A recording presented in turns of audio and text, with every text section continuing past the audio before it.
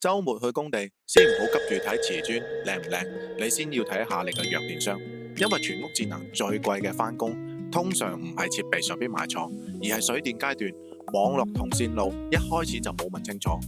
好多業主以為智能家居唔好用，主要係睇設備貴唔貴，開關買好啲，攝像頭買清啲，路由器買大隻啲就搞掂。但係入住之後你先發現，客廳信號好好，入到房就斷咗，攝像頭影到人，但提醒要遲幾秒。燈光、窗簾、傳感器明明裝晒，但係聯動時一時得一時唔得。嗰陣時你想再改，就唔係換個設備咁簡單，可能就要係重新拉線、加點位、換弱電箱，甚至重新批灰。所以裝修前唔好只問一句留幾條網線夠唔夠，你要問3件事情：第一，弱電箱夠唔夠位，散熱得唔得；第二，全屋 WiFi 有冇死角，房間關門之後穩唔穩；第三，斷網之後燈、窗簾、安防仲有冇本地功能可以用。記住一句說話，全屋智能最貴嘅唔係設備，而係入住之後每次卡斷慢都用你嘅生活時間去還。線留得多唔代表系統會暈，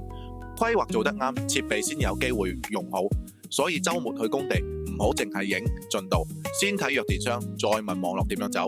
如果你屋企已經裝修緊，最怕係乜嘢？一、斷信號；第二、攝像頭慢；第三、燈光窗簾失靈。